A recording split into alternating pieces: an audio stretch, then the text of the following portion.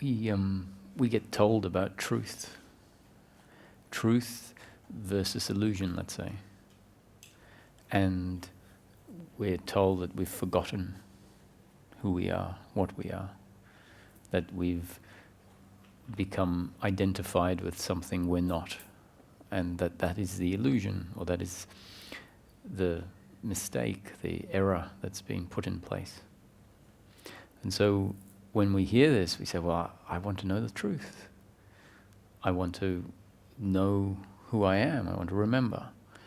Because of a very particular reason. We jump at that notion that there is a reason or something that's not quite right because we feel uncomfortable in life.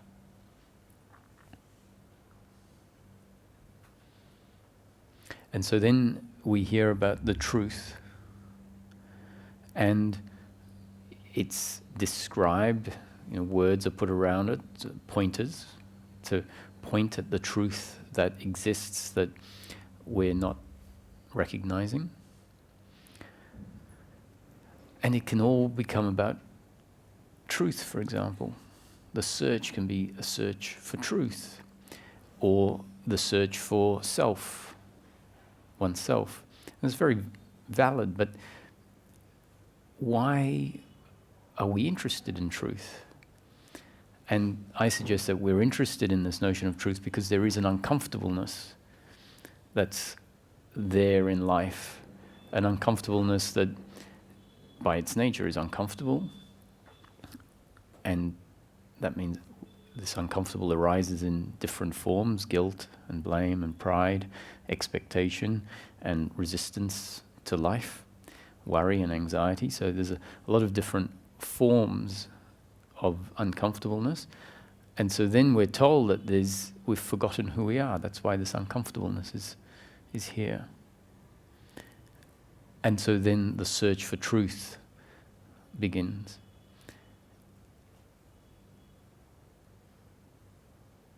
And the practical can be forgotten a little bit. And so I think that if we bring the two together and keep our vision on both the practical and that which we're not familiar with, and work at the seeking from both angles, we might find some movement that maybe hasn't happened yet. And so what I'm suggesting is, why are we looking for truth? What will it actually deliver that we don't have before, in practical terms? And so we might at some point say, well, actually I'm just looking for truth's sake. That's all I'm seeking is truth or reality. And I say, well, why? Like, there's a reason why you're seeking that. Because it delivers something. Now, don't get me wrong, I'm not suggesting it delivers something in the sense that we're used to, like, a parcel delivery, we get something that we didn't have. But something changes. So what is it that changes? What is it that will be there or won't be there after liberation that was or wasn't there before? In practical terms. Because if all it was about was coming to know oneself and then there was no practical difference after that realization, I'd say, who cares? And the fact is that it is an important search because it delivers a practical difference. And so the practical difference is, in this teaching, described as happiness for the human being.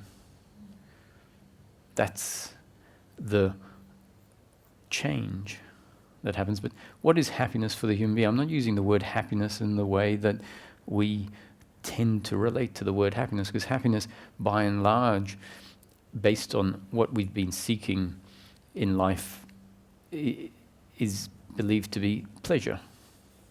the attaining of pleasure, something that feels good.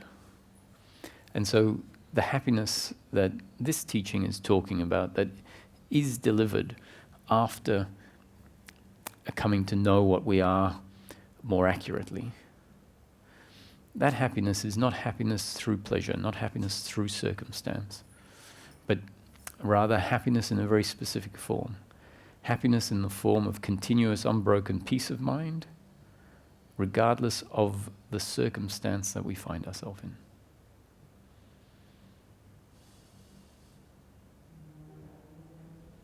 Very practical. Peace of mind in daily living. Peace of mind for the human being in daily living.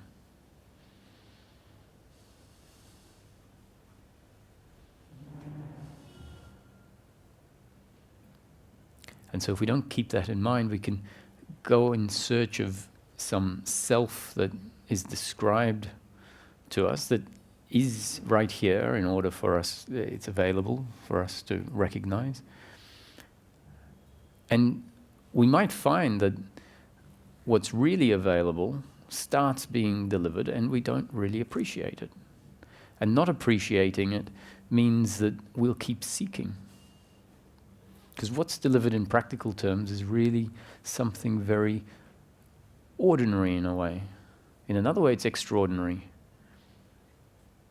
Because when you contrast the two ways of being, the actual experience of life, there's a radical difference. Life filled with a load of psychological suffering feels very contracted and uncomfortable.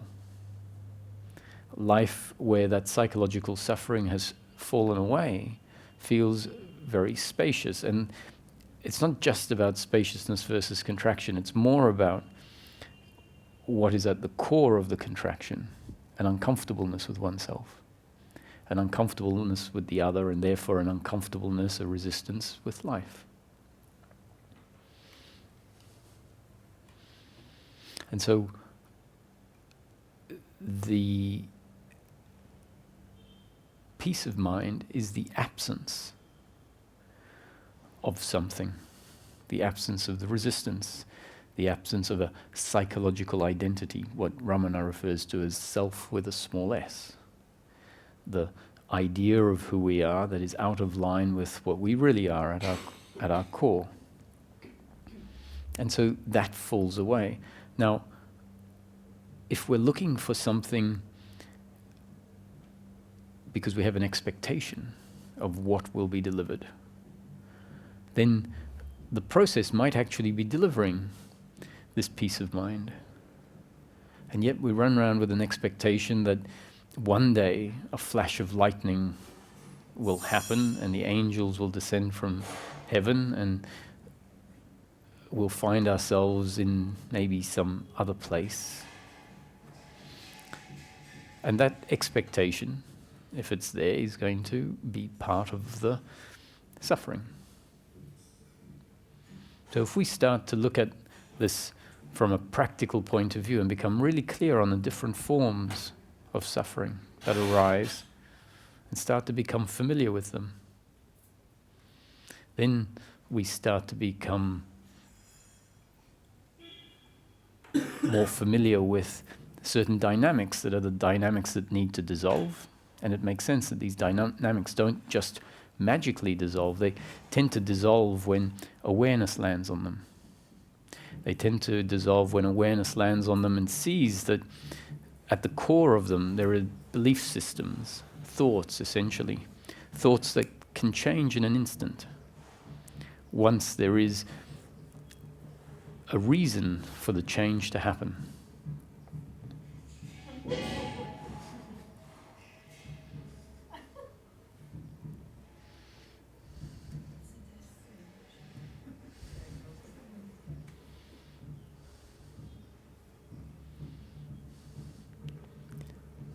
So that's why we're sort of pointing at what is it that changes in practical terms.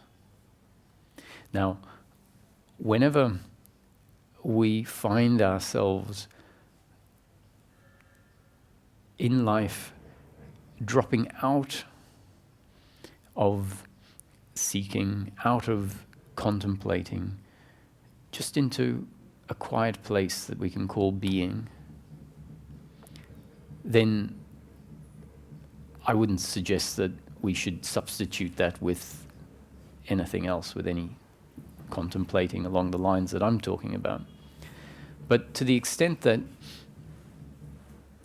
we never contemplate certain dynamics, then they may remain in place. So it's sort of, to me, it's a combination of finding a movement that is shifting out of a certain type of thinking that is seeking anything, and at the same time, a wisdom of the intellect, the honed intellect, that is also interested and willing to investigate. And the combination of the two is particularly powerful.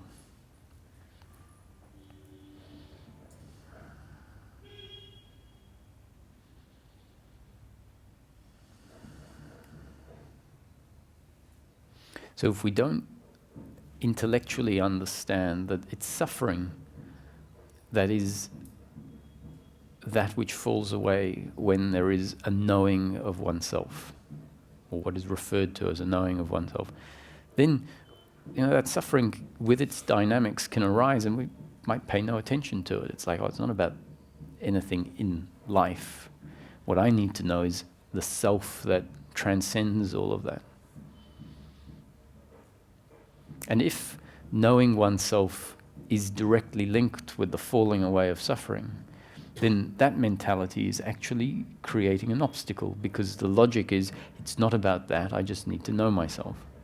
And if the two are interconnected, if we're saying it's not about that, then we're really, in a sense, not able to know the self. So if you really know the self, you know that they're interconnected, that self and peace are interconnected, and that suffering is what fills the space, which we could call the space of peace. And so they're interconnected. So hopefully our seeking, once certain concepts are delivered, can become very focused. So I'll wrap it. I'll go through it quickly. When we look at suffering, is it? Okay.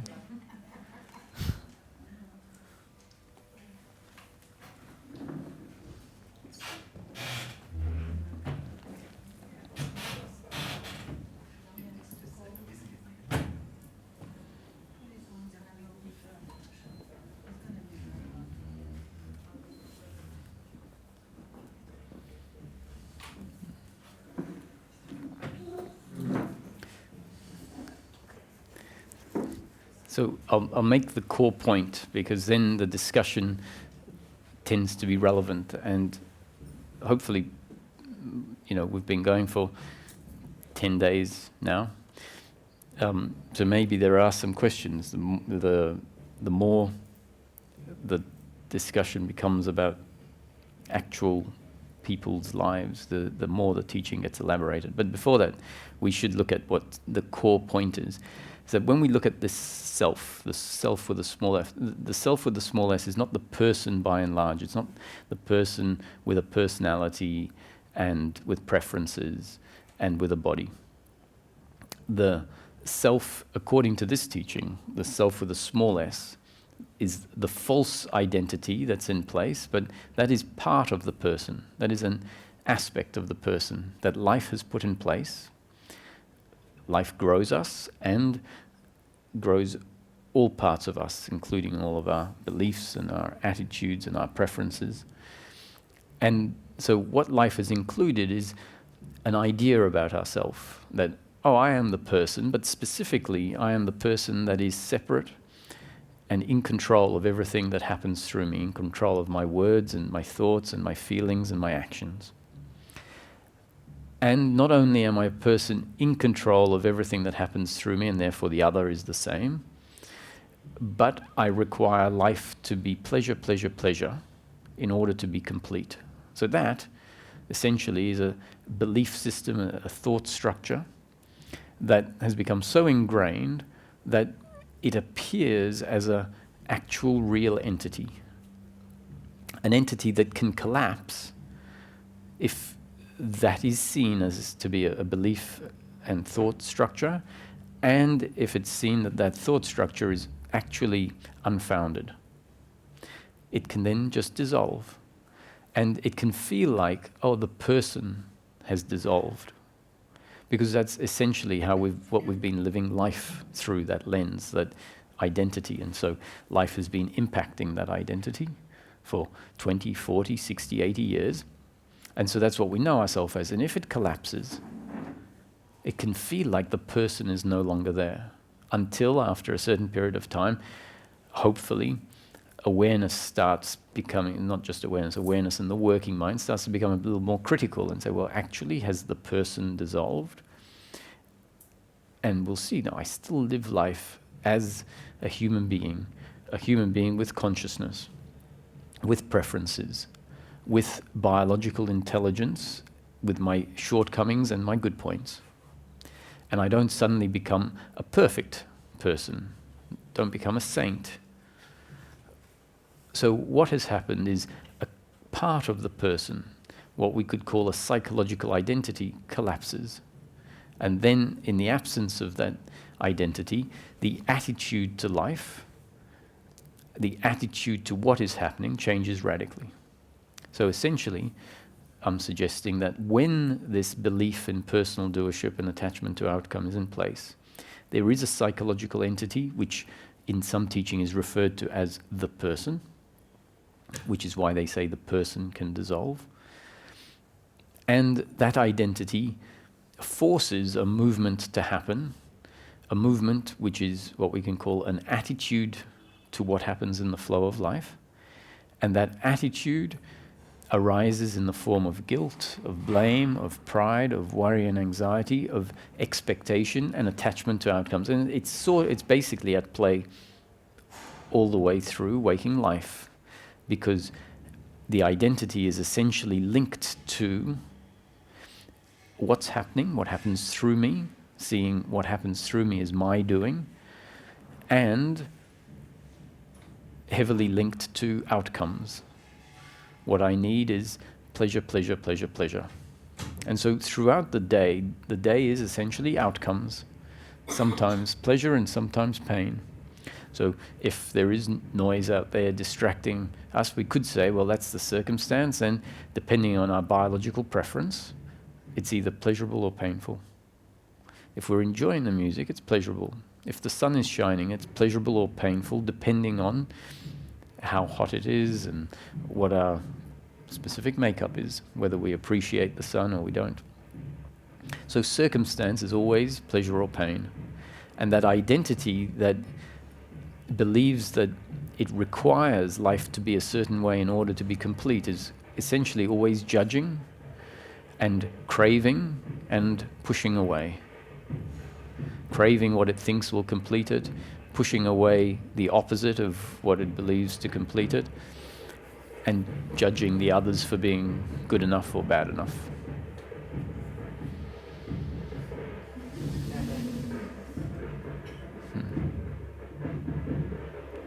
And so what's one of the concepts in the teaching that can help us move beyond this belief structure is the concept that life is a predetermined story or a creation that we didn't create but exists, and we are part of the creation.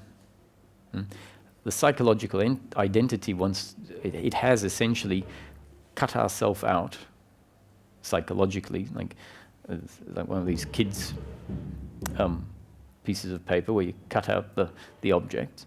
And so we've psychologically cut ourselves out of life, which hasn't actually separated us from life, but that's how we're seeing ourselves, a separate, independent entity in complete control of everything we think, say, feel, and do. And what's being put forward is a suggestion, actually, that's not what life is. That's not what we are. Life is a creation. that came from somewhere, or at least it's here,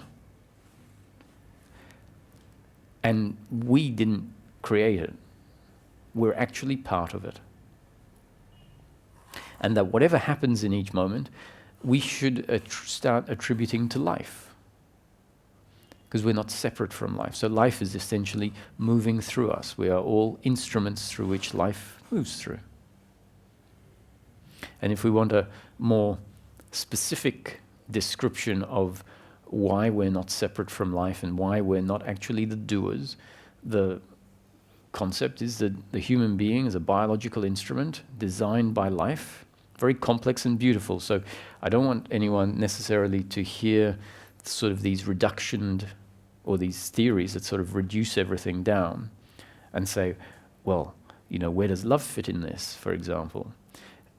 It's just, so saying that we're a biological instrument doesn't reduce the complexity of the biological instrument. It doesn't reduce the range of feelings and emotions and thoughts that are available as part of that biological instrument. It's just describing it in ways that we tend not to see ourselves. So we are essentially a biological instrument that has been spawned out of life, and we've grown as part of life, not of our doing. The growing process, very complex, and life has impacted us and conditioned us moment after moment after moment. So in each moment we're one way, a way that will never be the same. It wasn't the same before and won't be the same after.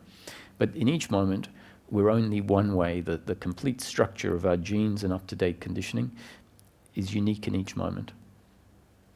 And that essentially is what functions in life. That's what's talking now. That's what thinks and what feels and what has interhuman relationship. So life is interhuman relationship. And so what is interrelating is essentially life in different forms. And life itself has included the psychological belief systems that I am separate from life. There's the irony. Life essentially puts the error in place. So we could say it's a story, a creation of forgetting oneself or mistaking oneself.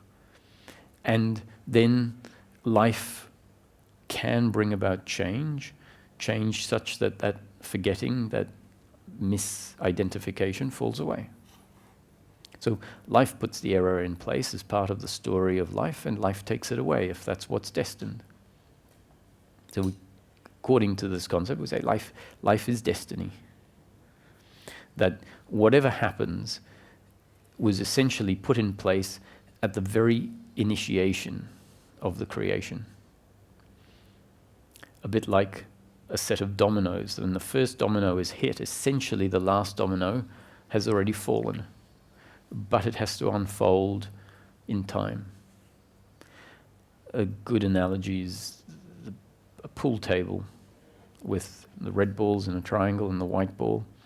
And at the point when the white ball is struck, the red balls have essentially already moved and ended up in a particular position.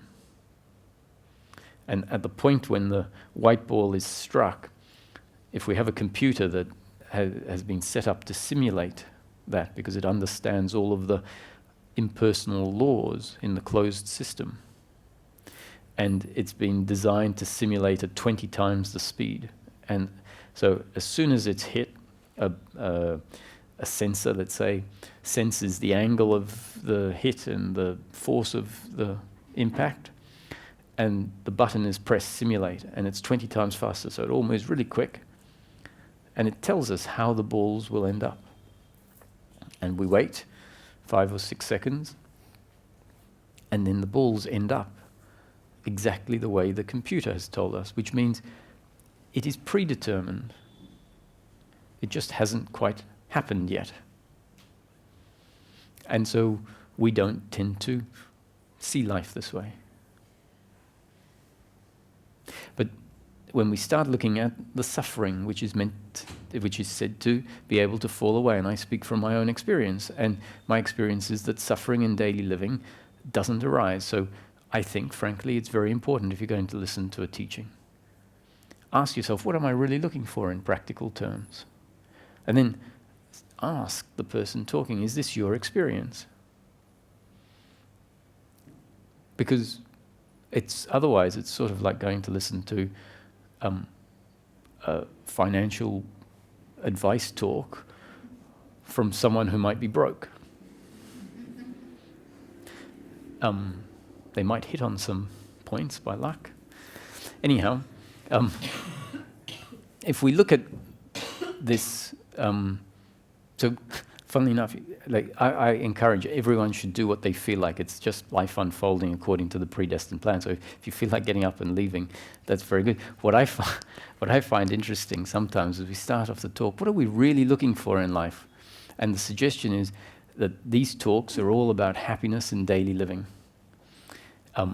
And what we're really looking for, whether we realize it or not, is happiness for the human in daily living, peace of mind. And then after all, people get up and leave. I find it humorous. But I also understand that we are all designed a specific way. We can only function one way. And actually, certain body structures, body-mind organs, are not designed to resonate with things put forward a certain way. But I make that joke because I want to reiterate that the talk is only about happiness for the human being in daily living. So someone might say, oh, I'm not looking for that. I'm looking for truth or oneness or self. And so that might actually get them up and leave without us really recognize, oh, maybe they're not that far apart from each other. So where was I? I was saying that if we are really seeking the end of suffering, and if we look at the suffering and we see guilt, blame, and pride, and we say, well, when I blame the other, I am really saying that you have done something significant that is an attack on who I am. So on two bases, the core of blame is you as a separate doer that should have and could have acted differently. That's the thought process when we blame someone, when we hate someone. You, as a separate doer, has done something to me that is an attack on what I'm really looking for. And so we look and we see it's the belief in personal doership undermines or supports blame. It supports the guilt and shame, which is I, as a separate independent doer, have failed in my life. Something that we can wake up with and feel this uncomfortableness about what has happened in the past, instead of waking up with a clean slate, like, here I am. You know, I haven't ever failed at anything. Not that there weren't, it's not saying unfortunate results haven't ever happened. That's quite plain and simple to see. But it's the attitude towards why they happened, on what basis did they happen? Did they happen on the basis of me as a separate independent failure? Or did they happen as a result of life functioning through a biological instrument that was designed to function that way? Not in my control. So guilt and blame and pride. Pride is the attitude to those actions that deliver positive outcomes, but the same principle, me as a doer. If that's the basis of our unhappiness, and what we're looking for is happiness, then we really should question whether this doership belief is accurate or whether it's inaccurate. Because if it's accurate, then I think we have to conclude, well, happiness for the human being in this life is not available. Because if this doership and attachment belief is accurate, then it makes sense to blame the other for what they did that they could have and should have done differently. And it makes sense to feel guilt and shame. And it makes sense to feel pride for those things that happen that are positive. But if we can come to see life based on an investigation, a practical investigation, and an investigation that really doesn't require any super high IQ or understanding of science and physics and neurochemistry and genetics and all of that, the explanations are very simple. If we can come to see life differently, then in theory, the whole psychological structure upon which guilt and blame and shame, pride, worry, and expectation arise can collapse if it is an error and if it's seen to be erroneous. That's actually the explanation of why happiness for the human being is available, because what has been put in place is a misunderstanding, an error, and through a process, that misunderstanding, that error can be seen, and when you see an error, it gets corrected.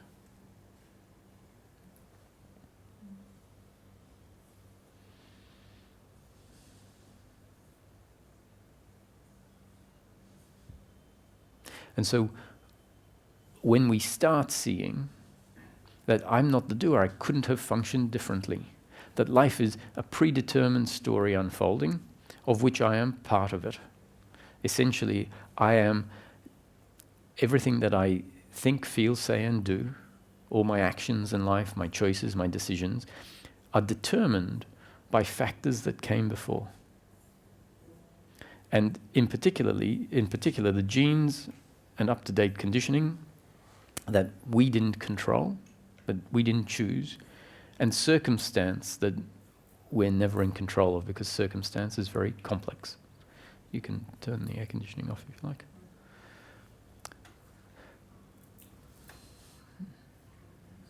It's okay. Maybe, we'll see. Or, I don't know, I'm sort of, it's up to you guys. I think the fan is gone.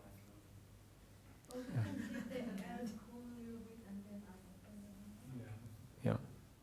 Okay.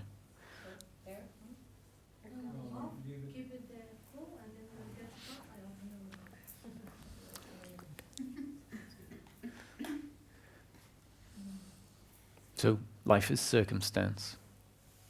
And circumstance is always going to be pleasurable and painful, or pleasurable or painful. And not only is this doership aspect a significant part of the suffering, but the second part of the false self-identity, which is the attachment to outcomes. And the attachment to outcomes has this strange notion of life that says, well, it could be the way I want it to be. So it essentially is continually coming up with an image, like a photo, of what life should look like.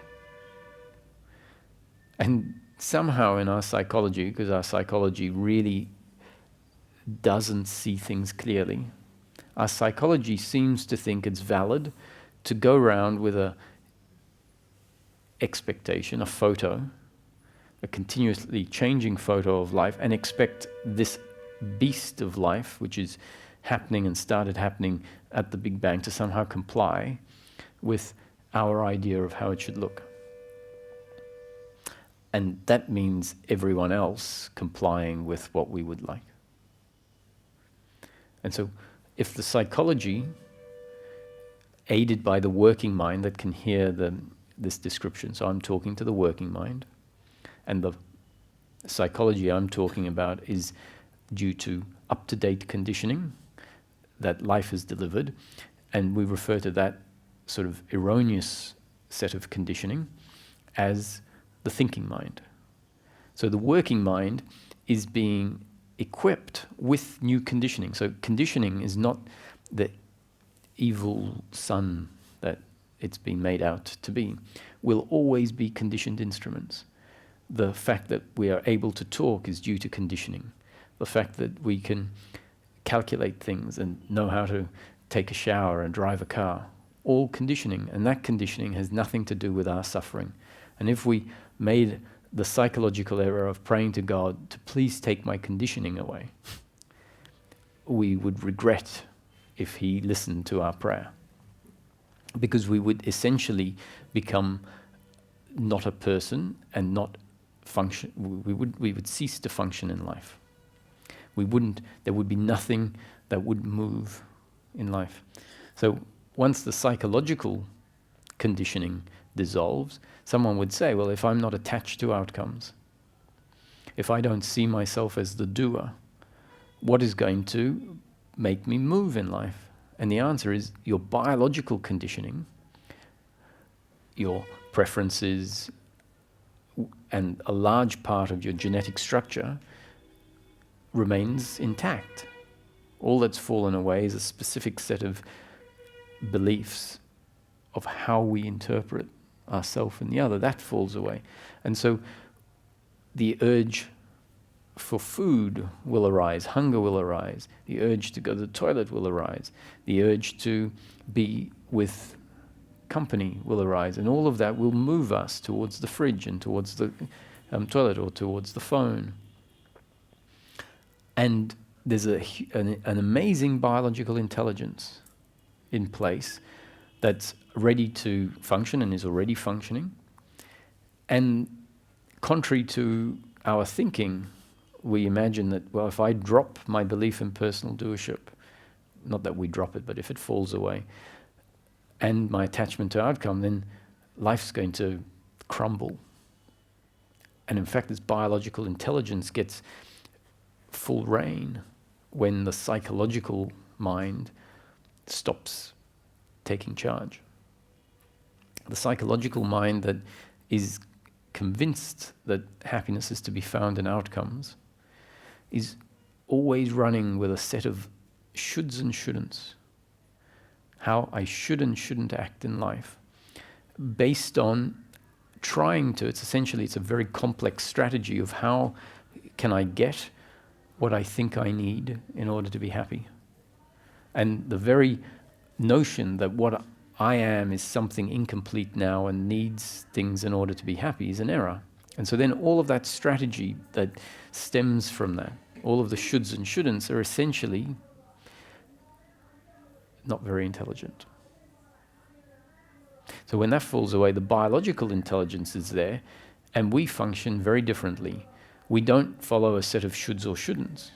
They fall away. We say, I have no preconception of how I should or shouldn't act in a particular situation. And the psychology might say, well, that's going to be a disaster. You better set some shoulds and shouldn'ts up. But actually the biological intelligence knows that if there's fire there, to walk around it. And it knows if you've got no money in your pocket and you're starting to get hungry, it will look at the situation and act accordingly.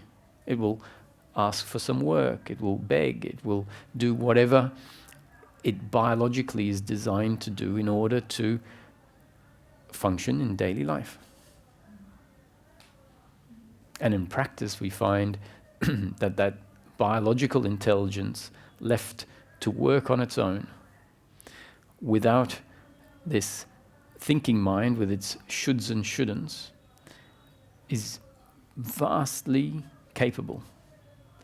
We find life becomes much more efficient.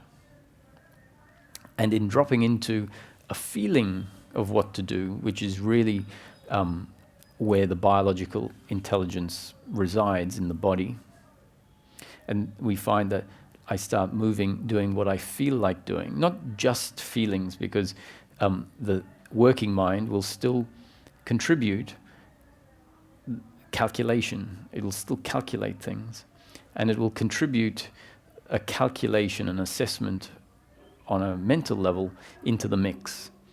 And then the biological intelligence moves from a combination of what we feel like doing on a, let's say, preference level, what our assessment tells us is best to do, but without an attachment to outcomes, so not coming from the same place that says, I absolutely need love from the other. That's fallen away. And so then we find that we're moving based on a fairly broad instruction from the body of what we feel like doing. When we're following the shoulds and shouldn'ts, there's this mismatch, really, between what the broader vehicle wants to do and what the shoulds and shouldn'ts tell you you have to do. So dropping the shoulds and shouldn'ts actually is a outcome. It's a result of seeing that my happiness isn't to be found in pleasure, pleasure, pleasure, pleasure. And understanding that if I keep pursuing pleasure, pleasure, pleasure, pleasure, I'm essentially reinforcing this identity that says my happiness is to be found in pleasure, pleasure, pleasure. And so when we start seeing that these shoulds and shouldn'ts that tell me that I should say yes when a friend asks me to do something, because if I say no, I might offend them, we start seeing that that is based on this attachment to being loved. Then there's an automatic willingness to start challenging these shoulds and shouldn'ts. And we find that the movement is what's referred to as a flowing through life. We find we don't feel like we're in opposition to life.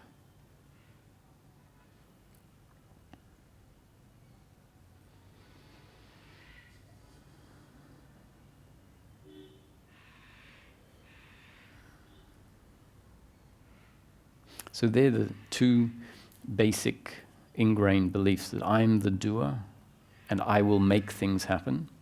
And that belief system often carries over into the spiritual seeking. So how do I do it? How do I make this happen? You see, there's the thinking mind. We don't make it happen. Relax. There's nothing for you to do. Life put the error in place. Life undoes it. And it may be undoing it by having created an impulse that says, oh, I'm going to go and listen to such and such a talk. And in that talk, new conditioning is delivered. That new conditioning becomes part of our up-to-date conditioning. And then we automatically start functioning or continue functioning according to our genes and up-to-date conditioning, just like we always have. And so the question that says, okay, so but I've heard this, so how do I make it happen? And I say, it's already happening. The principle is that we will always function according to our genes and up-to-date conditioning. And this is just, life is delivering new conditioning. And it's bringing about the change.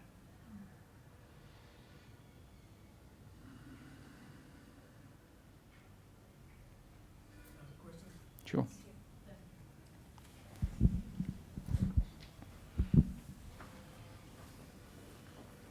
So one of the conditionings that's driving humanity seems to be not just the want for happiness, but also, let's say, a higher happiness, a lasting happiness, a spiritual search.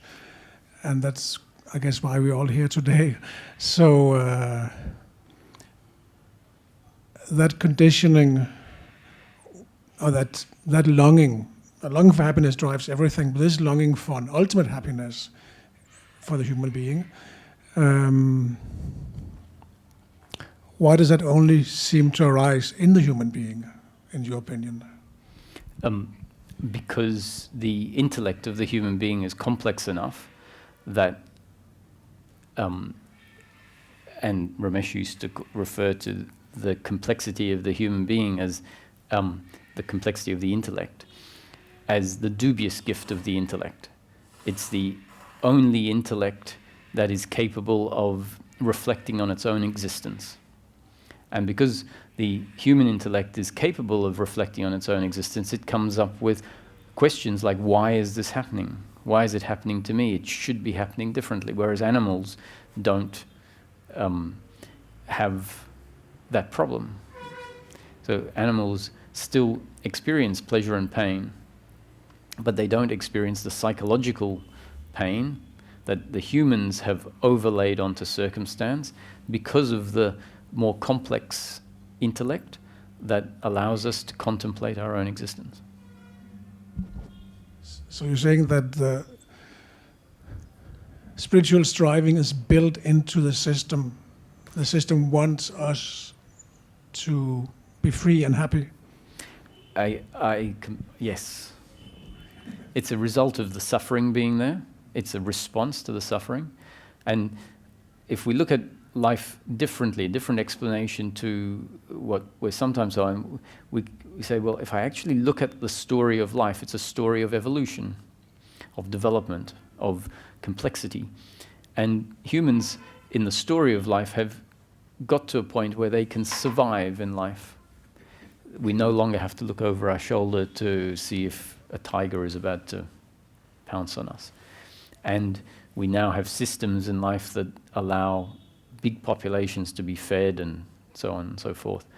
So that part of the evolution, which is part of our intellectual complexity, because all of that, those systems have essentially come out of our intellect, have got us to survive. And so the next step is to survive happily.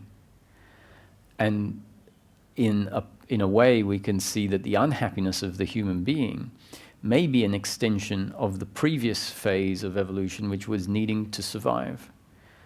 And so that impulse for more was appropriate then, for if it wasn't there at a certain phase of evolution, humanity may well have died off. And then at a certain point, it served its purpose, and now it's creating an obstacle to the, I guess we could say, the next optimal phase of humanity. So I would say, examples like Buddha and Lao Tzu and the different wisdom teachings that are historic, they were sort of the first signs of the new wave of evolution, which is, now we are surviving, let's start surviving happily. And more lights, let's say, are going on. So a light going on is the understanding in a human that is part of the greater humanity, let's say. And as more and more lights go on, change happens, broader change. So I have little doubt, or at least theoretically, that in a certain period of time, happiness for the human being will be normal, that suffering will be something of the past. And we've been told this by mystics who were essentially part, by sharing it, were part of the evolutionary drive for the next phase.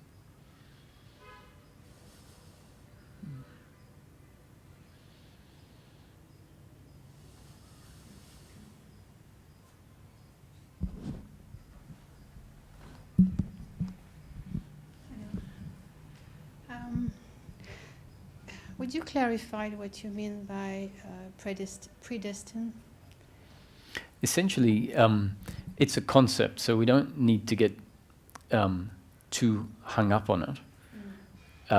What it's really pointing out is that we're not in control of what happens, what has happened, and what will happen.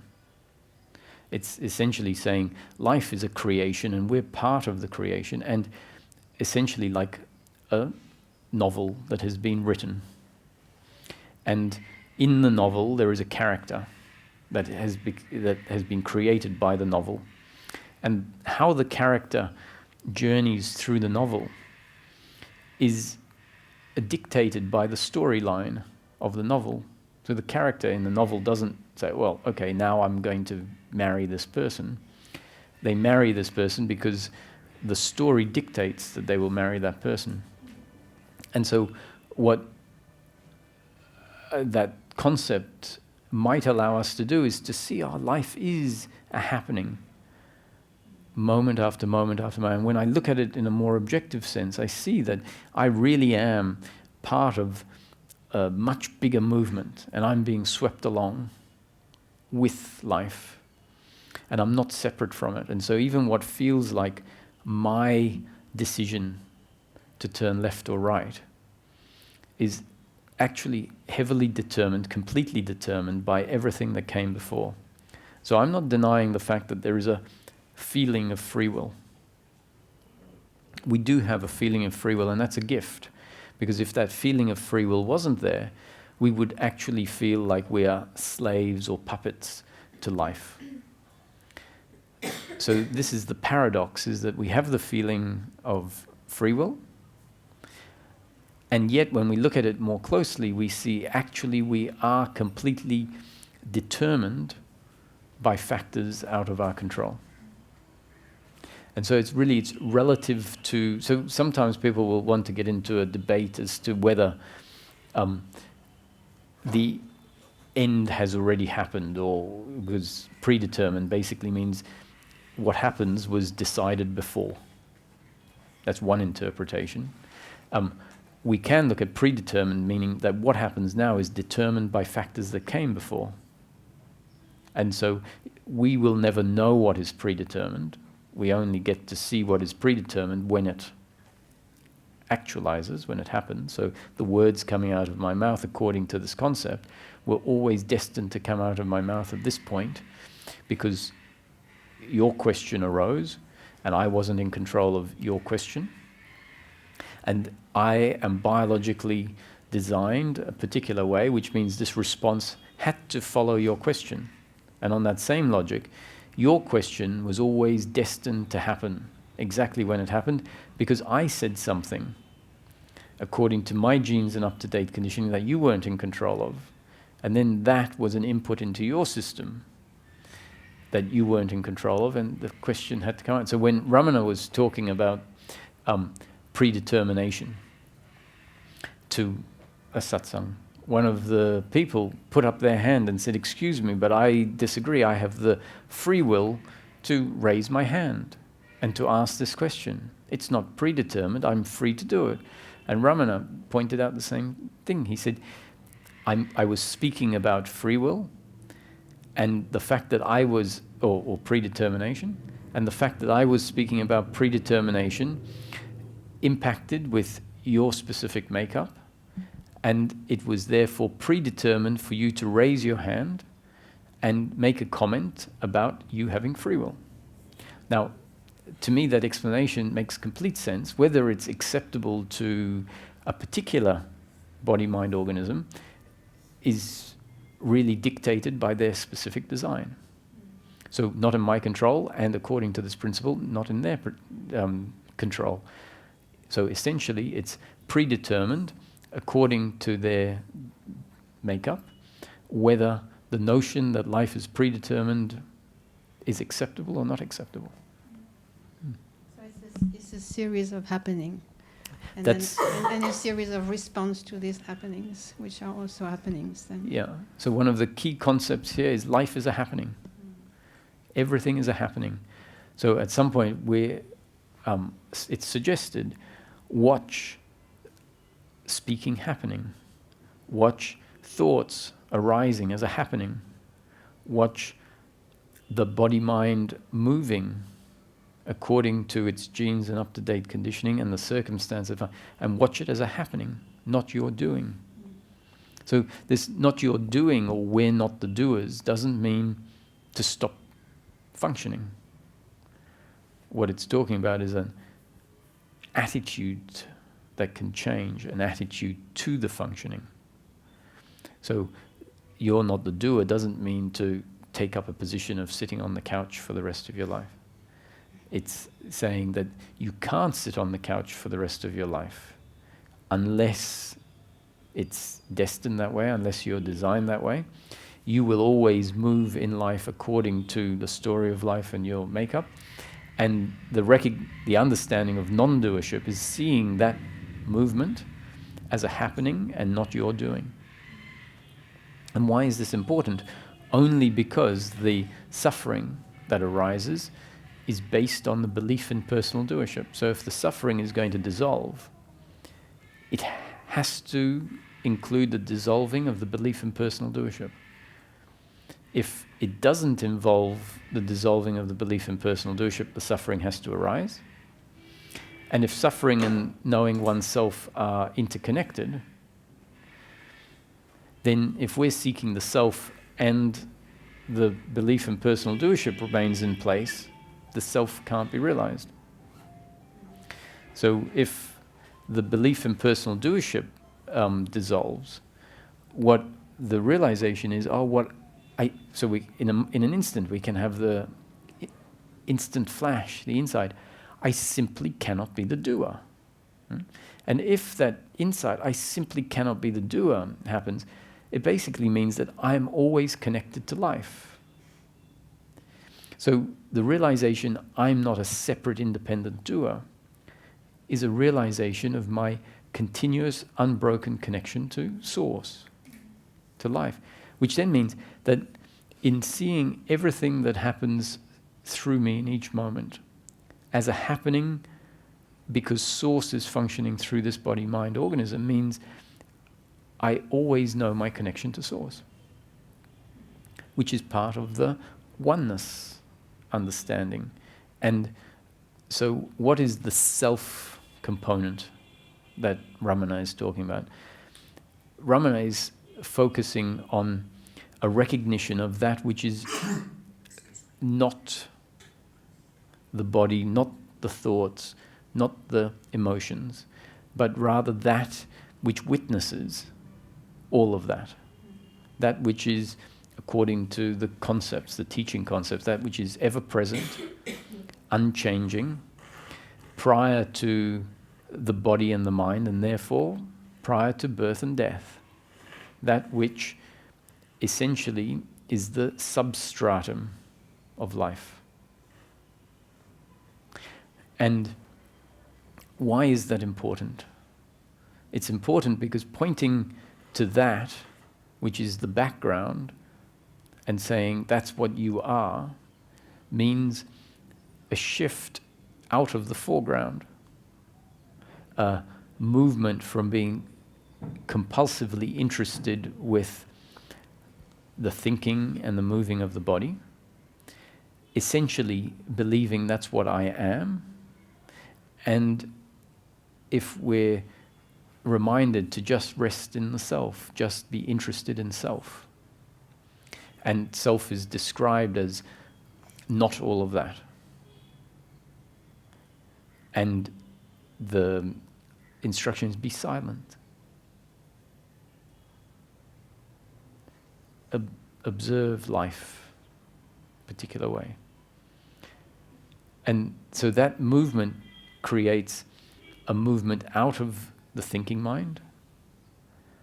And hopefully what happens is there's a realization of the experience of life, that which is happening right now. And in that realization, we may see that life is completely dependent on consciousness, that the experience of life can't happen if awareness or consciousness is not there.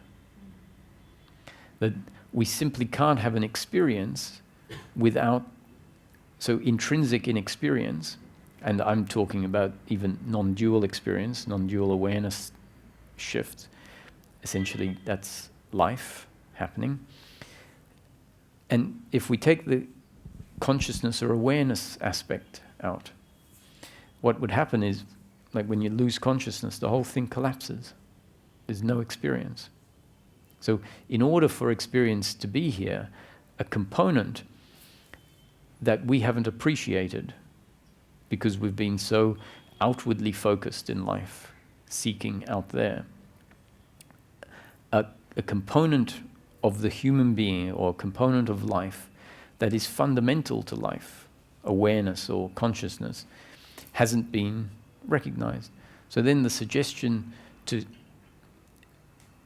and there's a whole teaching essentially that conditions us to turn inward, to be interested in certain things that we weren't interested before, pointing at those aspects, like what you are is formless, what you are is eternal, what you are is not time-bound or physical. And so all of those conditionings create a movement away from the old functioning.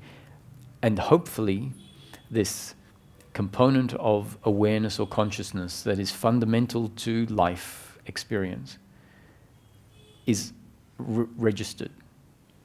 And what's it registered? Essentially, what's it registered by? It's registered by the awareness itself.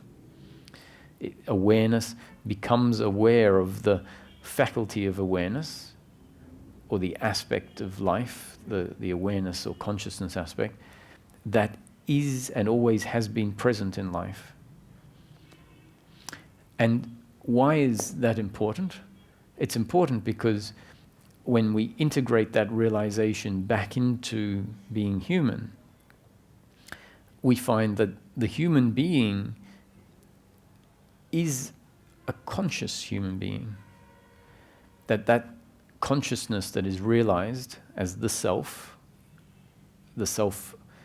that everything is dependent on, we find that that's actually what is functioning through the human being.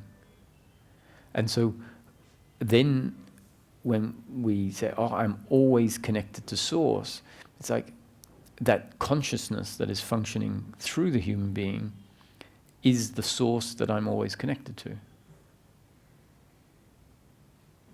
So we've come to know the human being more completely, because previously we were essentially knowing the human being on its only physical aspect, completely obsessed with circumstance, because we knew ourselves as a physical entity only. And as this other aspect presents, we find that we're able to ground into that beingness, that self, and realize that the self is untouched by circumstance. And so that becomes part of the basis of the undoing of the belief that my happiness is to be found in outcomes. We rest in self, and a smile comes to our face, even in the face of unfortunate circumstance. So we go to pick our laundry up, and we find that all our favorite clothes have holes in them. And the thinking mind kicks in. And then the working mind realizes what's happened, the self with a small s identity that is attached to outcomes is taking this circumstance, which is painful, it's not ideal, and turning it into a life or death circumstance. Essentially, that identity is feeling challenged, attacked by what has happened. And in an instant, the working mind might remind us, I am, or self. And we drop back into this place, connection with self, awareness and consciousness functioning through the human being. And it's like, here I am. I'm still what I was when I realized it last time, even though my clothes now all have holes in it. So last time there was a realization of self, there was this sense that everything is okay. I am okay, I am complete. I've always been this. And at that time our clothes were intact. And then our clothes come back and we get lost, and then we drop back, here we are. And we go, oh, this doesn't care that the clothes have holes in them. Can I share something else? Sure. I do have this experience of seeing through and talking through and moving through and hearing through. And it's very easy when I'm in conscious company, like right now. And I am aware that it's also very present anywhere, even in the street when there is lots of noise and you have to cross and there is tons of cars and all of that. But there is still a movement. It seems like there is still a movement and in and out. And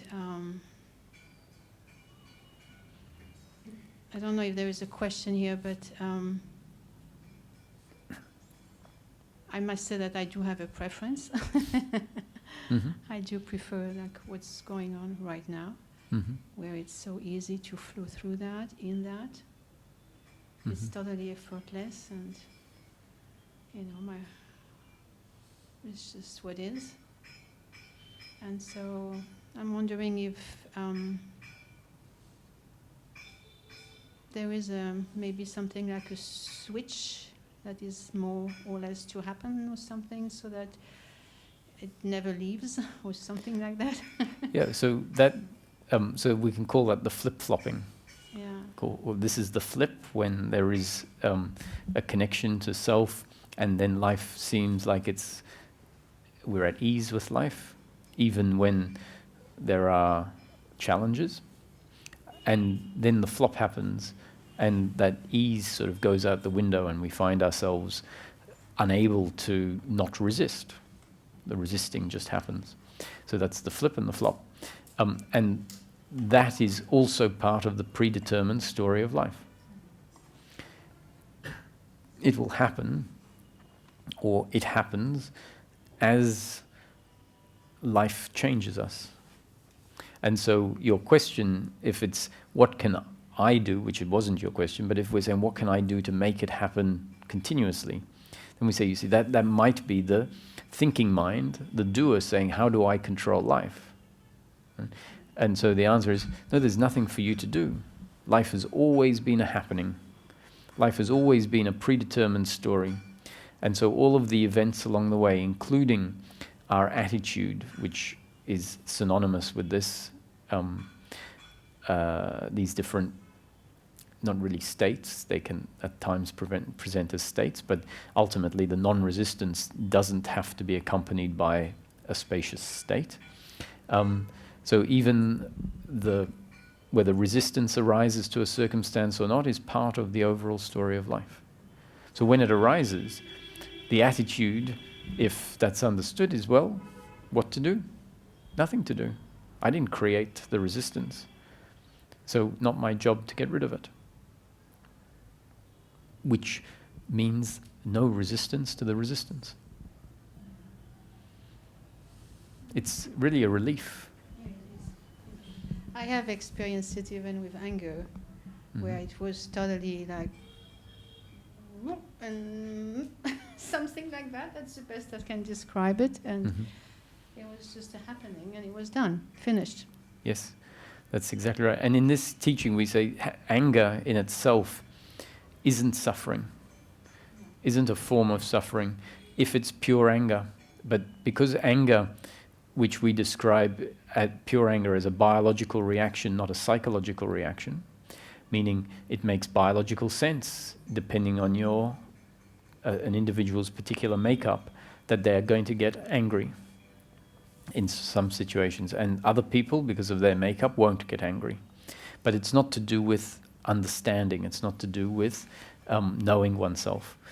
Nisargadatta, thankfully, there are sages in life that have not been just Zen peaceful, because it allows us then to see, oh, well, actually, peace of mind doesn't mean not getting angry. It means being at peace with the anger. Understanding that it's a happening as part of life, like you said. And where the distinction needs to happen is that because anger, when it happens, is not pleasurable. Like we'd rather laugh instead of get angry. Just from a biological point of view, we can get to a point where we say, well, I'm not going to judge it. And so there's no judgment of it, but still just on a biological point, it's not preferable. Not that it's not valid, but if we just look at our preferences, we'd say it's pain rather than pleasure. And because anger is pain, and we're attached to life being pleasure, pleasure, pleasure, and usually anger arises because someone has functioned a certain way that has made us biologically angry, that when anger arises, if the belief in doership and attachment is in place, it's very rare that anger in its biological form will be what is felt. What will normally happen is anger, pure anger arises, and simultaneously there is blame and judgment and resistance towards the anger, blame towards the other for what they did. And so when we feel that, we'd say, no, anger is an uncomfortableness with oneself. Anger is a form of suffering. In that moment, I'm not at peace. And that's because in my estimation, based on my experience, that's because we weren't really feeling the pure anger. We were feeling pure anger plus all of the forms of suffering. And when those different forms of suffering stop arising, very much like what you described, is there can be times when there is biological anger, it happens vertically in time, and it's over, and then there's no horizontal thinking about the anger. And when that happens, we find that actually anger, like most pain, is very manageable in life, very acceptable. And then we come to the conclusion that anger, just like sadness, when it's pure anger or pure sadness, is a biological reaction and not suffering. Thank you.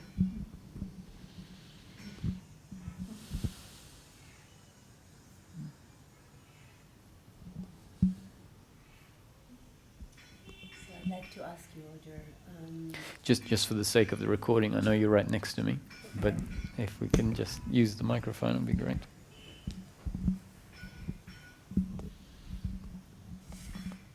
According to your concept, the unconditioned, it's non-life, or how would you describe it? The unconditioned. Yes. So because I wouldn't call anything unconditioned, but I guess you're referring to when I was talking about the self that is not affected by the flow of life. So why it's sometimes referred to as unconditioned is in order to create a conceptual distinction that helps us to bump into it, to realize it. Actually, I would say it doesn't arise separate to everything else. At first, in the initial awakenings, it's like, oh, I am this, and I'm not all of the content.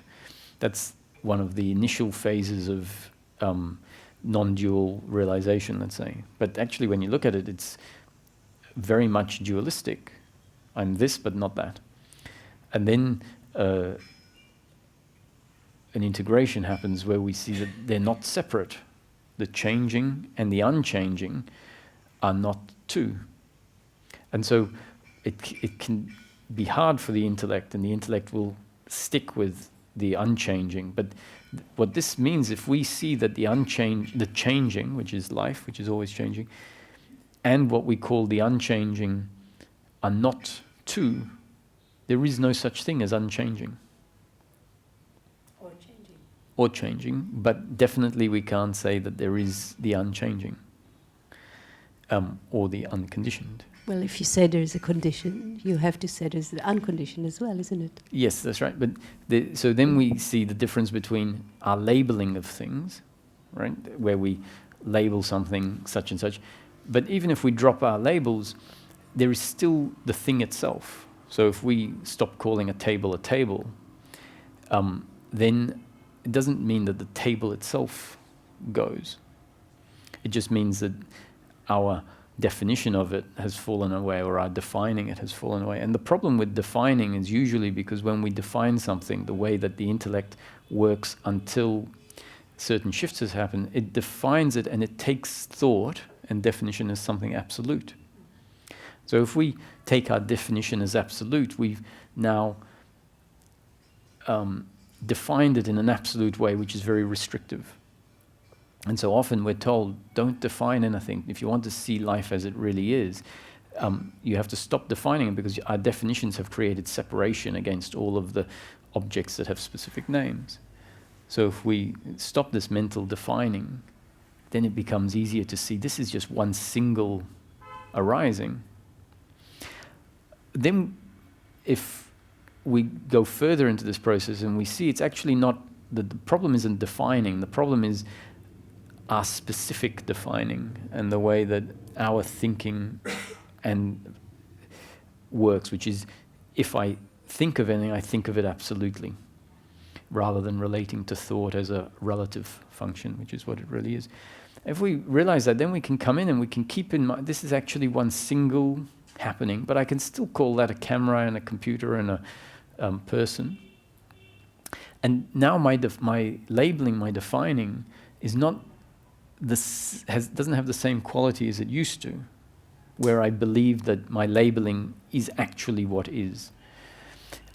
So I can then label for practical purposes, and practical purposes are very important. And actually, in practical terms, this glass does feel separate from everything else. So we have to acknowledge that even though we can come to see from a certain perspective that there is no separation, that everything is one, on a practical level there is separation. And the separation on a practical level isn't the problem.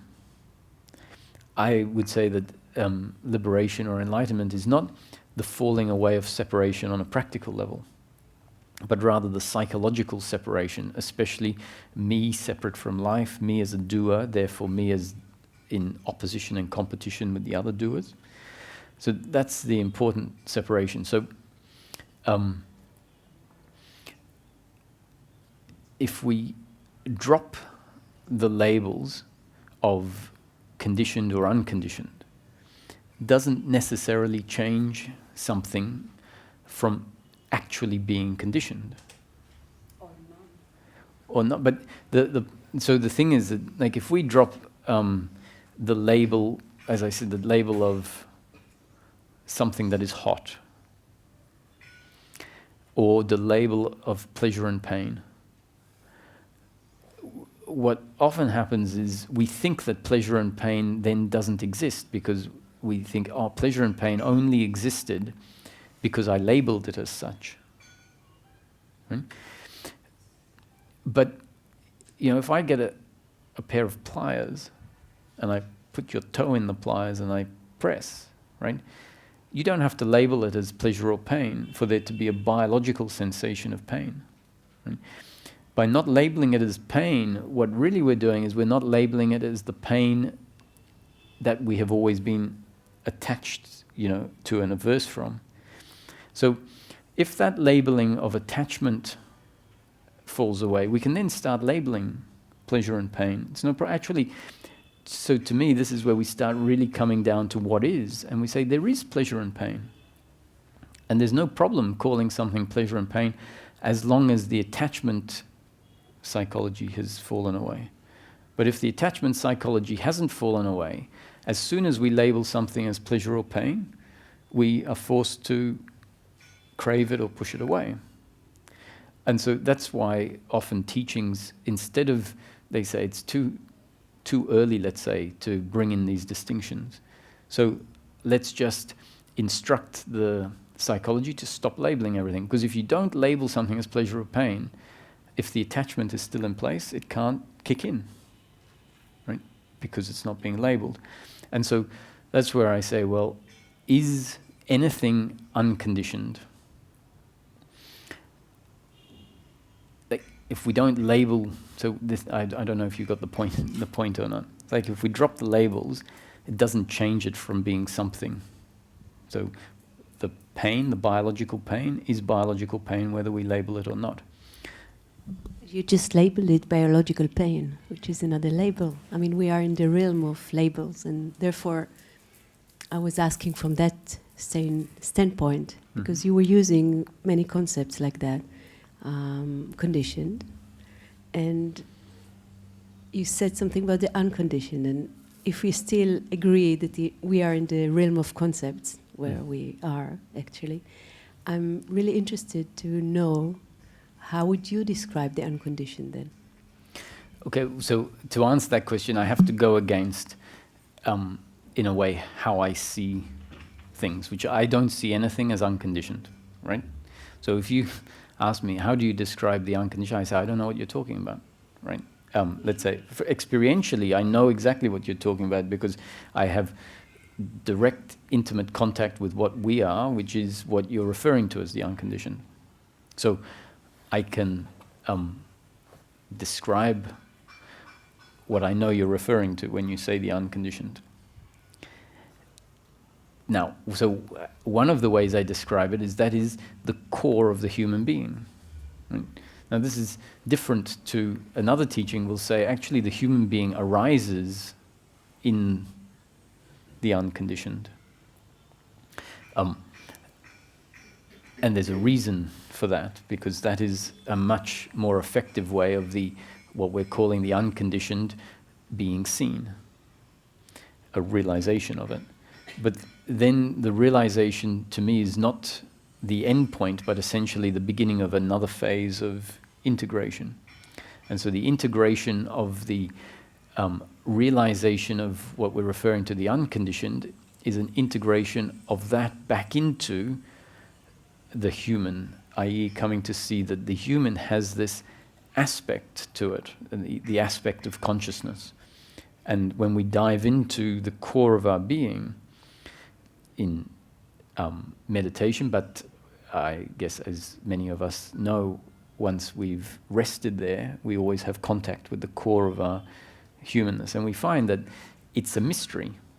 It doesn't have qualities like age and like gender and like personality and all of those characteristics. And so if we sort of separate it out and say, oh, well, that is separate from the human being and it doesn't have characteristics, we can then talk about the unconditioned. But once we've integrated back in and we say, well, it's not separate from the human being, it's an aspect of the human being. So to know the human being is to know the body, the thoughts, the emotions, the consciousness, the beingness, the awareness as a single package, and to know that all of life that we experience, which is only in this moment, is an arising in the personal consciousness of the person. Which is, once again, different to when we're told that everything is an arising in Brahman, self, the universal self, because that's a useful way for the aspect of the human being that was unrealized to be realized. And so then after that, the integration, as I said, comes back, no, it's not Brahman. What I realize is not the self of the universe, but rather the self which is the core of the human being, and my personal consciousness experience of life, the life that I'm aware of in this moment, so you and all the other people, is my personal consciousness experience, which is an arising inside that formless aspect, or that what we call the unconditioned aspect of the human. But that's why I can't call it unconditioned, because I'm saying it's part of the human, and the human by default is a conditioned instrument as part of life.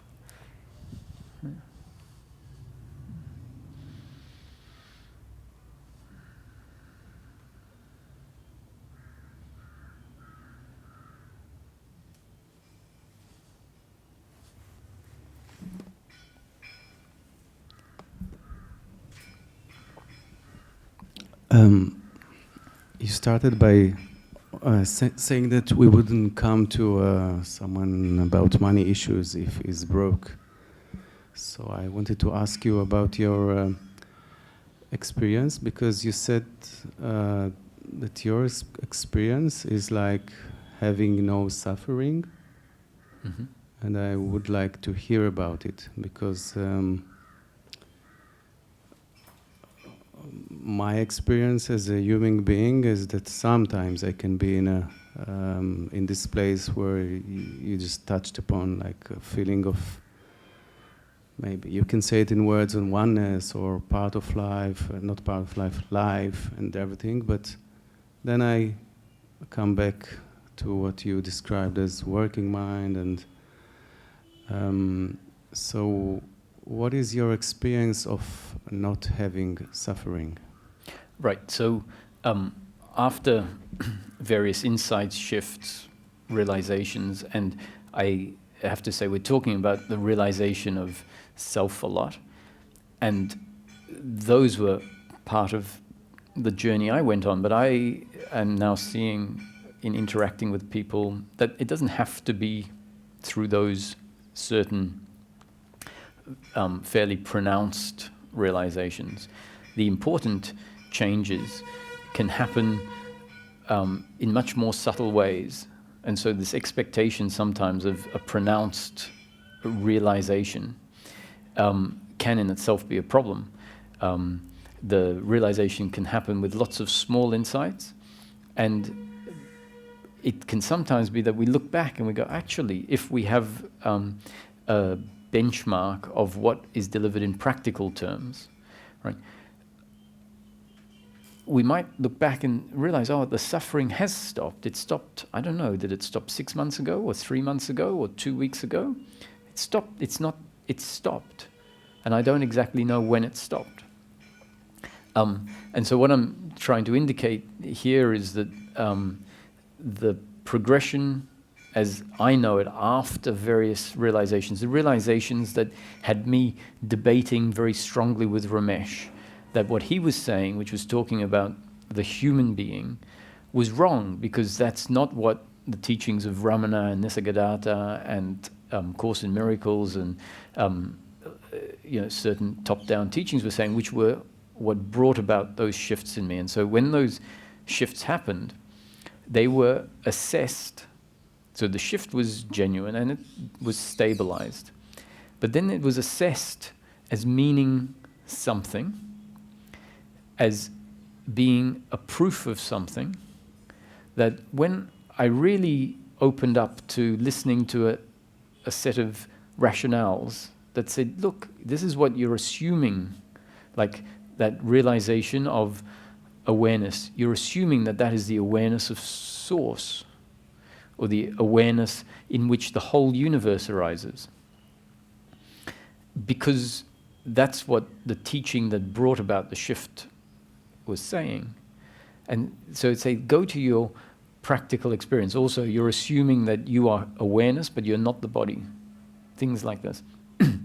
Go to the experience, like come back to really practical living, which means certain concepts have to actually, we need to be able to jump over certain concepts in order to come back here, because some concepts keep us looking at one aspect of the present moment in complete obliviousness of what is actually also happening in the present moment. It's so because our attention has been turned away from, let's say, the body and the physical, because we're not that, is what we were told, in order to realize the aspect that we didn't realize.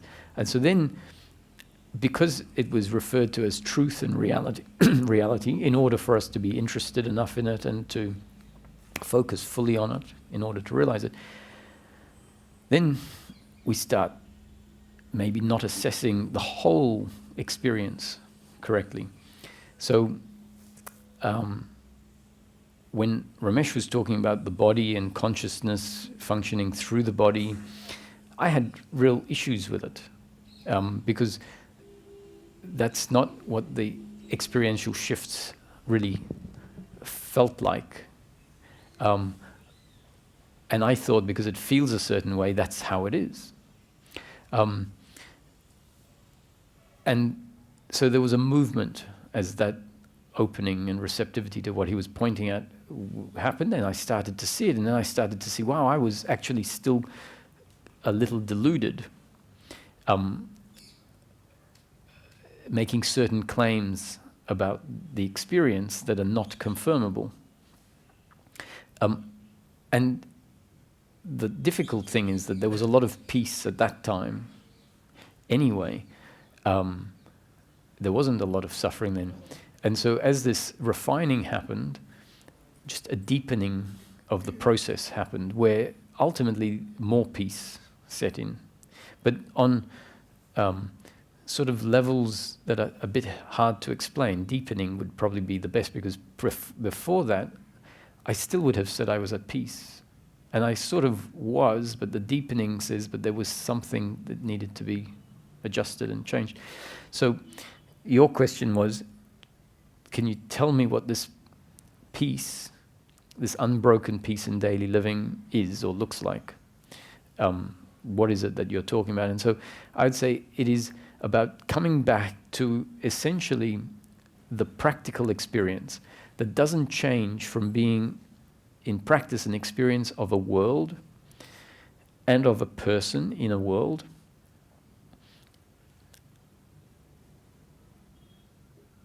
and of all of the feedback saying, I am, the consciousness is linked to this body. If someone else gets hit, I don't feel it. If I get hit, there is a part of the experience includes feedback from that. So when we come back here, we start having to draw certain conclusions about what it is we really are. And so Ramesh would say, when we have these realizations, we don't awaken from the dream, if it's a dream, or we don't awaken from this life. The life still carries on. Time still appears as part of the manifestation. Causality is still very much how the manifestation unfolds. So a liberated person still has to turn the kettle on in order to get water, and still follows laws of causality. And if someone asks them a question, where will you be in a week? If they have a gen, they say, well, who knows what's going to happen in a week, but likelihood is, they don't say, I don't know, what are you talking about, a week? I don't understand the question. So we find that the story of causality, time and space, pleasure and pain still carries on. And we have to acknowledge that this is a story of living as this character. Now, I'm not talking about living as this character with the delusion that was there initially, where there were certain relations to life experience as absolute. So we drop the absoluteness, but then we say, when I've dropped the absoluteness in practice, it still keeps appearing a certain way. Not my doing, but obviously this creation is a creation of a body in a world, and a consciousness functioning through this body and linked to this body, and the body is sort of the vehicle where it gets all the feedback. So the peace of mind is peace of mind for the human being in daily living. And peace of mind simply means the absence of suffering. And suffering is guilt, blame, pride, worry, and expectations, which means that movement of expecting life to be a particular way has fallen away. So I would like life to be a certain way, but I know that the fact that I would like it to be that way doesn't make me in control of the outcome. I understand that as part of the nature of life, it's sometimes pleasure and sometimes pain, and my destiny is what it will be, and people are going to deliver pain to me, and it's not personal. And so I will still do what I can to fix a situation, but I know that the outcome not in my control, and I understand that that situation that now needs fixing makes complete sense in life, even if it's unfortunate. So what we find is that the human being gets to go through life with essentially a much clearer understanding of the nature of life, meaning in practical terms, sometimes pleasure and sometimes pain, circumstance, with a theoretical understanding that really when death comes, all of this ceases, and so who cares? Essentially nothing happened. And so one of Ramana's quotes is, there is not even, from the ultimate point, nothing happened, like not even creation and dissolution. Because if we see it, like at the end, there is no one to remember anything. And so in practice, nothing happened. And then we can come to see that actually that can happen moment after moment if there's no attachment to the past. It's like, what's the relevance of it other than what it serves as part of memory in order for practical functioning? So we understand both the deep theoretical understanding that without my consciousness, life doesn't exist. And therefore, what happened before is not what's happening now. So all there is the present moment. And even when the present moment gets switched off, then there's nothing. But knowing all of that, we still find that in the moment there is life, which is causality and all of this. So we have to hold both together, that really none of this exists, and in practice, of course it exists. And so the peace of mind is the living as the human being, as if it's real, as if I'm the doer, knowing ultimately I'm not the doer, and even ultimately before that, nothing ever happened. So you have no, I will ask like, in two examples, like if your girlfriend is going with another man, you're not envy, you're not having any suffering. The other question, if you have no worries. If I have no worries. Okay. No worries, because you said end of suffering, one of them was worries. You said, yes, yeah. And anxiety. Worry and anxiety. Yeah. So have you diminished any anxiety or worry? Change that happens, that's part of the predestined. Yeah. So did it happen to you? That. And so even though I put those things in, the fact is I've had a fairly fortunate life, but not devoid of the ordinary things, you know, getting to a hotel and finding that the hotel room you booked is not available. You know, all of these things, missing an airplane, being charged way too much, having money stolen, the full range, people that you love dying, all of that's still going to happen. But I guess I'm not in a slave labor camp, which would be a much more intense form of unfortunate, painful life experience. But I throw those things in to say that this is about an attitude, a shift in an identity, a dissolving of a certain identity that we could say is a particular attitude, the attitude of doership and attachment to outcome. That falls away. Having said that, I didn't ever have shame or anxiety as aspects of my life as I was growing up. So those aspects didn't fall away. They weren't there in the first place. But there were other forms, not intense, but they were there before the seeking happened. And that's through the seeking, in the first, it wasn't necessarily very long, they were seen, and it was a gradual process where they, as they were seen more and more, and the behaviors no longer sort of behaviors that were linked to them started getting cut off, which in effect reduced the whole dynamic. That at some point the psychological resistance stopped. But let's be very clear that the pleasure and pain aspect still exists. So if a partner of mine dies or they decide that they want to be with someone else, there will be an aspect of pain, biological pain, but the hatred towards them, the resistance towards the situation being like that, the guilt or shame thinking that this happened because I wasn't quite up to scratch. There could be an understanding. She might say, you know, I've been telling you for 5 years that I want to do more things in life and travel and whatever, and maybe I say, but that's just not what I like. I don't do it. And so then at some point she said, I've met someone, we click, and they like travel, and I'm in love with them, and so it could be, oh wow, that's, you know, it's painful. But then the resistance, and she might say, you know, the fact is that I want to travel and you didn't want to travel. And I might be able to acknowledge that that was because, yes, I don't have the urge to travel, let's say. But not feel shame about that, not say, well, I should have this urge to travel. That's, if only I was like that, then this wouldn't have happened. And so the jealousy of the other person isn't there. It's actually, it would be, as a friend to the partner, because I don't see her as someone who has attacked me. I say, actually, I wish you well.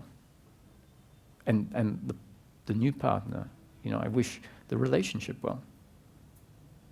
And in practical terms, you know, one of the good examples is I had tenants, I've used it a few times, tenants in my property, and they stopped paying the rent, and then they wouldn't leave, and the rent accumulated. It was, you know, thousands of dollars, let's say, that they didn't pay. And then when I got back, they had left the house in a complete mess and whatever. And there's no, to me, the feeling is there's no hatred towards them. I see that as my destiny for that to have happened, their destiny to be the instrument through which it happens. I've still lodged a court claim, right? Because without hating them, I say, well, in this moment, what I can do to try and rectify the situation is put the thing. The fact is that I don't have a forwarding address, so I know that I've done what I can, but the outcome's not in my control. And if they walked into satsang, they're welcome, you know? It's like, I might not actually invite them out for dinner, right? But having said that, if I did meet them in the street, I don't really know that I wouldn't, I really don't have a hatred towards them. No, not at all. And knowing that this is just pain that has been delivered of different sorts, and it's not even, you know, when we say pain, it's sort of, in a way, it's a theoretical thing. You know, if you have $100 in your wallet, and you've got 15,000 in the bank, or $1 million in the bank, and you lose the $100, theoretically it's pain, right? I'd prefer not to, you go, how can losing $100 be pleasure, let's say? But in practice, it might be insignificant pain. If that's your only $100 and you need to feed yourself for the next, it will be more significant pain. I know I had exactly this experience. Yeah. With $500,000 I lost, and I know it. Yeah. Well, yeah, there you go. And so the question is, it is just pain. Now, our relationship to it is what makes it uncomfortable or not. You know?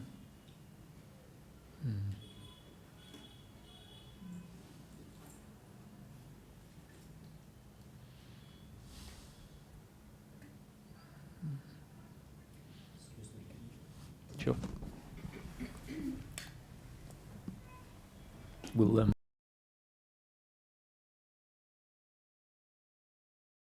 control over my life, the doership, and I think the idea of helping someone, it's an illusion. I can see it's an illusion, and yet it's so strong. It seems to be a driving mechanism in my life, the illusion that I can help someone, and of course there's a relationship because the other person may ask for that help, and all sorts of problems can arise as well because you can fall, you know, into unhealthy relationships as a result of that illusion. Yeah, so the illusion is that we're in control of the outcomes or even in control of how we function. Because the fact is that someone can ask for help, you can function, and at the end of it they say that was really helpful. So there is the potential for actions to be helpful to the others. What the illusion is where we think that, one, the outcome is important to our beingness, right? And when that's the case, which is part of attachment to outcome, and it's usually a belief that what I require in order to be complete is love. So the deepest attachment to outcome is the attachment to love from the other. Because we believe that until we have that, we won't be complete. It's linked to the fact that the deepest form of suffering is shame. Shame means I'm not good enough, and so we're continually seeking love from the other to prove to ourselves, well, I must be good enough if I can get love from the other. So it's a fairly, anyway. So the biggest illusion is that we're in control of the type of help that we give, which really it means that we will be asked, which is an input, and then we will function according to our genes and up-to-date conditioning. And even if we function according to genes and up-to-date conditioning, which want to give great help, and maybe even do give great help, we're not in control of the outcome because the person might have expected so much more, let's say, and then is not happy with the help we delivered, which might have actually been very good help. So in all of life, we see that life happens, sometimes positive outcomes, sometimes negative outcomes. And what's important to see is that how it happens through me, not in my control, and the outcome, not in my control. Sometimes it's confusing if the other person is really grateful and it appears that you've helped them a lot, but it can, you know, reinforce the illusion that I helped that person when I didn't. Especially when they say, I'm so grateful, I don't know what I would have done without you. I see things in a different light now. It's just had a big impact on me, but I know it's an illusion. Okay, so that comes down to the pride aspect. And pride is basically seeing those actions that happen through us that are positive, and then from the same place of personal doership, claiming ownership over that and saying, "Oh, look what I've achieved." And so if someone says you've done such a great job, at first it's might just be received, and then the doership grabs hold of it and say, "Oh, I'm pretty good," right? And now that doesn't mean that when the doership falls away, that we won't acknowledge. We have to still acknowledge that society is always going to hold us responsible, even if we're not the doers, for those actions that happen through us that deliver pleasure and those that deliver pain, and it will reward us for those actions that are pleasurable, and it will punish us for those actions that are painful. And so an integrated perspective is we completely understand I'm not the doer, but that doesn't absolve us of responsibility to society. It does absolve us of responsibility to ourselves and responsibility to God. When we realize this, we'll say, I'm never going to be held accountable by God. God has formed me, God has turned into all of life, including me, and designed me to be exactly the way I am. So God is never going to say to you, you did a bad job. God's going to say, hey, high five, you did exactly, you did perfectly in life, right? But there isn't a God that's going to tell you that.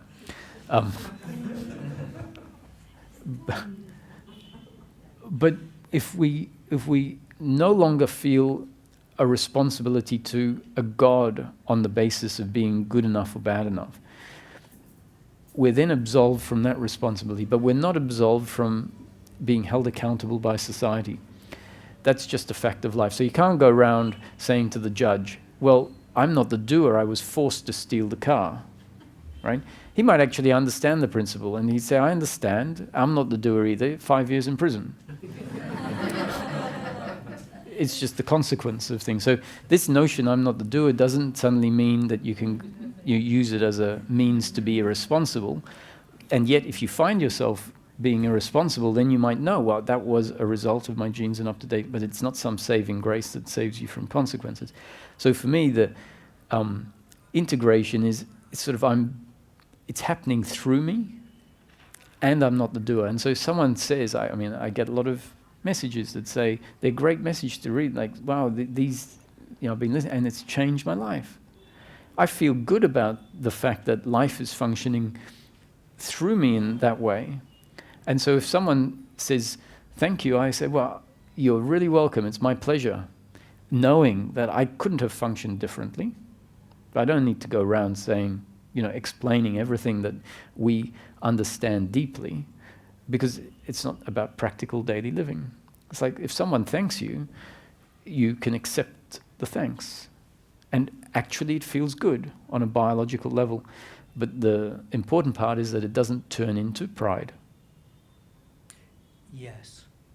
Yeah, thank you. I think that clarifies a lot. And also if somebody thanks you and said, you really saved me, but the point is, they saved themselves. It was just this strange play which took place where they needed to see themselves in the mirror of me.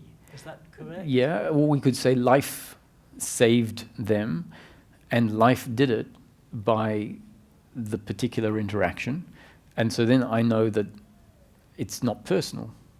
And it's not, there was no one really, I'm not capable of saving anyone, but we are all capable of, we're only capable of functioning the way we're destined to function.